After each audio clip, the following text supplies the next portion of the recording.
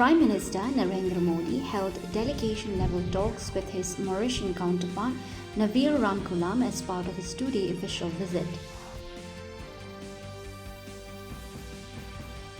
Prime Minister Narendra Modi today paid homage to all who participated in the historic Dundee March.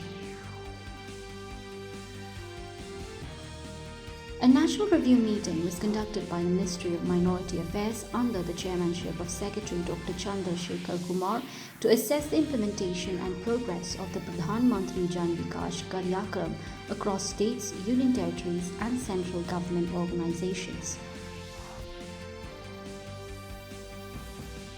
Chief of the Air Staff, Air Chief Marshal A.P. Singh emphasized the need for rapid capability enhancement to address emerging security challenges in the evolving geostrategic landscape. Finance Minister Nirmala Sitharaman has announced a 500 crore rupees corpus from Manipur to establish a contingency fund.